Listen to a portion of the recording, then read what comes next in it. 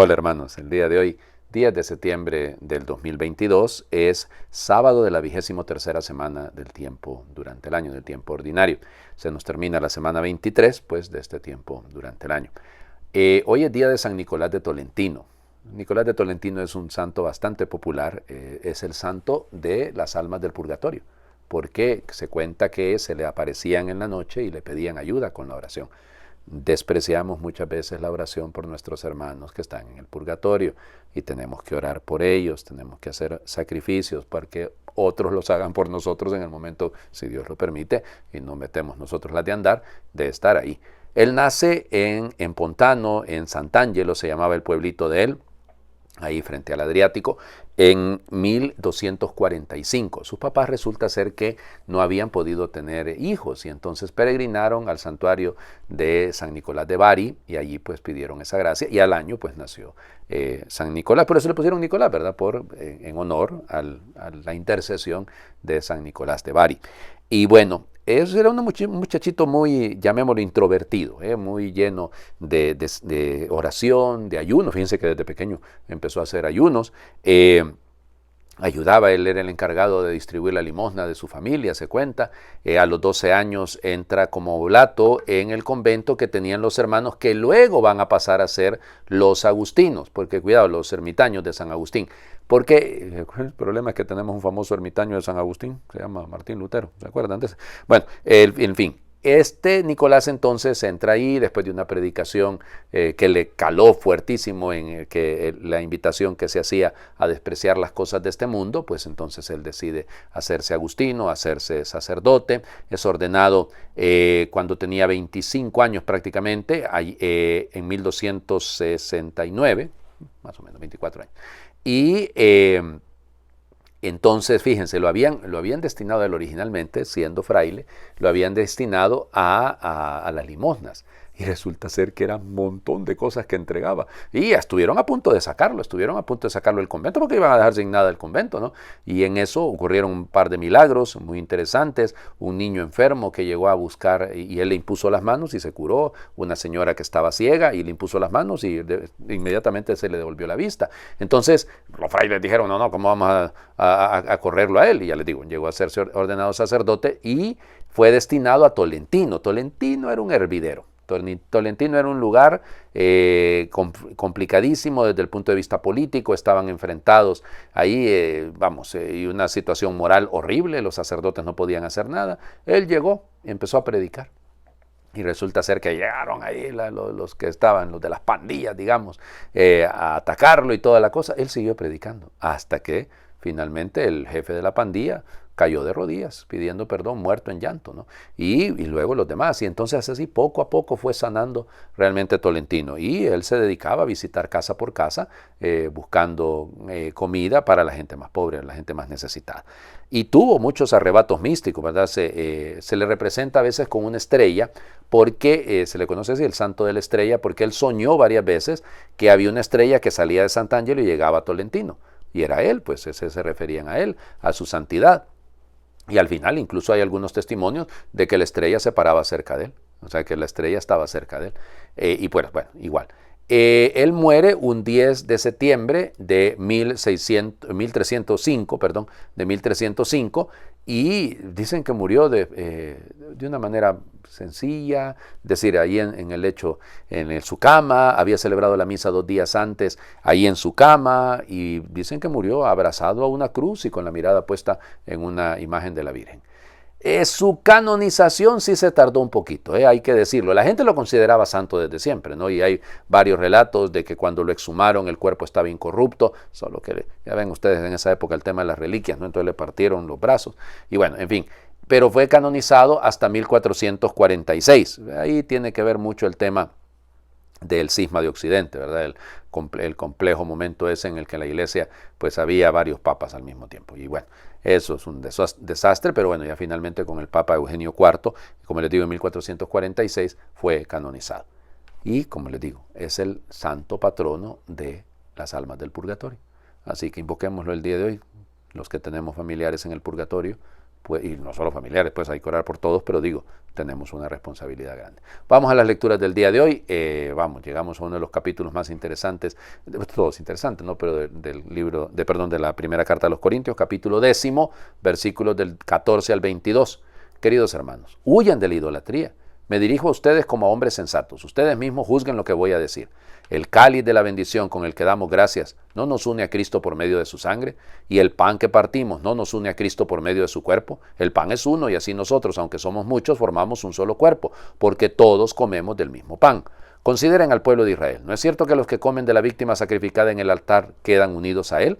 Con esto no quiero decir que el ídolo represente algo real, ni que la carne ofrecida a los ídolos tenga algún valor especial. Lo que quiero decir es que cuando los paganos ofrecen sus sacrificios, se los ofrecen a los demonios y no a Dios. Ahora bien, yo no quiero que ustedes se asocien con los demonios. No pueden beber el cáliz del Señor y el cáliz de los demonios. No pueden compartir la mesa del Señor y la mesa de los demonios. ¿O queremos provocar acaso la indignación del Señor creyéndonos más poderosos que Él? Palabra de Dios. Te alabamos, Señor. Durante los juegos sísmicos que se celebraban en Corinto, se sacrificaban cualquier cantidad de bueyes, de reses, pues en general, y entonces se repartía esa carne entre toda la gente que asistía. Y eso Pablo lo había visto. Entonces Pablo se da cuenta, o sea, no podemos nosotros participar de esa mesa, porque estamos en la mesa, y por eso el capítulo 10 es tan lindo, ¿no? De la mesa de la Eucaristía, nos está abriendo la preparación a eso. Por eso nos unimos como un solo cuerpo, pero en la Eucaristía. Entonces no podemos estar con un pie adentro y un pie afuera. No podemos pretender vivir nuestra fe cristiana y al mismo tiempo disfrutando y comiendo de las cosas que son de los paganos. Por eso el reclamo que hace Pablo. O sea, y Pablo dice, no es que los ídolos sean reales, sencillamente lo estoy diciendo esto como una comparación. No se presten a los demonios. Cuidado, ¿no? Que es esa doble vida, esas tintas llevadas a medias que no nos sirven, no nos construyen. Hay que definirse, hay que ponerse claro con respecto al seguimiento del Señor y no podemos andar ahí con juegos. Ya les digo, con un pie adentro, con un pie afuera, sin compromisos, queriendo quedar bien con Dios y con el diablo, decía mi abuela. Eso no es sano. El Evangelio. Lucas, capítulo 6, versículos del 43 al 49. En aquel tiempo Jesús dijo a sus discípulos, no hay árbol bueno que produzca frutos malos, ni árbol malo que produzca frutos buenos. Cada árbol se conoce por sus frutos. No se recogen higos de las zarzas, ni se cortan uvas de los espinos. El hombre bueno dice cosas buenas porque el bien está en su corazón, y el hombre malo dice cosas malas porque el mal está en su corazón, pues la boca habla de lo que está lleno el corazón. ¿Por qué me dicen, Señor, Señor, y no hacen lo que yo les digo? Les voy a decir a quién se parece el que viene a mí y escucha mis palabras y las pone en práctica. Se parece a un hombre que al construir su casa hizo una excavación profunda para echar los cimientos sobre la roca. Vino la creciente y chocó el río contra aquella casa, pero no la pudo derribar, porque estaba sólidamente construida. Pero el que no pone en práctica lo que escucha, se parece a un hombre que construyó su casa a flor de tierra sin cimientos. Chocó el río contra ella, inmediatamente la derribó y quedó completamente destruida. Palabra del Señor. Gloria a ti, Señor Jesús. Bueno, ahí está. ¿Qué más podemos decir con respecto a esto? Si somos honestos, el reclamo del Señor Jesús termina el sermón del llano, ¿no? Igual que termina el sermón de la montaña en el capítulo 7 de Mateo. Solo que allá Mateo habla del que construye sobre arena, que construyó sin cimientos. Dice, la comparación es similar, ¿no? No hay ninguna diferencia grande. Y ahí es donde está el problema. ¿Escuchamos la palabra de Dios para practicarla o para endulzarnos el oído? ¿Para qué la predicamos incluso a la palabra de Dios? Porque no hay árbol bueno que dé frutos malos. Y de repente nuestros frutos no son lo suficientemente dignos del Señor, precisamente por esa incoherencia, precisamente porque pues, no estamos haciendo lo que decimos, porque nos contentamos con escuchar o predicar la palabra de Dios, pero sin vivirla, sin que ella realmente nos cale. La conversión es necesaria en todo momento y la conversión implica un cambio de vida y un cambio de actitud que siente cimientos, que ponga cimientos, porque si no, olvídense, si no estamos construyendo sobre la falsedad de ideas o sobre la falsedad de conceptos, de experiencias, de mentiras, y entonces ahí eso tarde o temprano se va a caer. Miren, nunca es tarde. Podemos haber andado en situaciones todos difíciles, ¿no? Contrarias a la voluntad de Dios, pero el tema es que nos arrepintamos y que construyamos bien. Les invito a hacer oración. Esta oración es bastante extensita. No la quise cortar porque a veces cuando son así de extensas les corto algunos pedazos pero dije yo, la voy a dejar completa porque seguramente nos sirve a todos, ¿no? ¿Qué será de la palabra sin los gestos? que la encarnan y la enhuesan y la ensangran, y al mostrarla viva en un espacio-tiempo, la confirman, verifican y consagran. ¿Qué será de mi cantar si no atestigua lo que lucha por gestarse en mi sustancia? Algo injusto que promete y no realiza, algo absurdo o infantil o hasta canalla.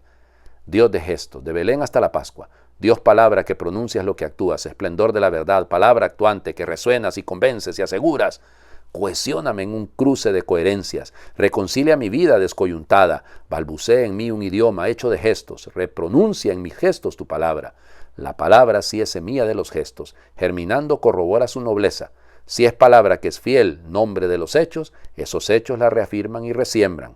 Solo el gesto hace creíble nuestro anuncio, la verdad solo es verdad en cuerpo y alma, y si el solo hablar nunca es buena noticia, nuestro actuar en cambio puede ser proclama. Oh Dios, Cristo es tu verbo y es tu gesto, y tu gesta dice y hace vida y gracia. Nuestra historia es el lugar de tu coherencia, verdad que a la vez es hecha y pronunciada. Lo que haces es igual a lo que dices al decirlo queda hecho. En tu espíritu es posible la coherencia de gestos, palabras y palabras, gestos.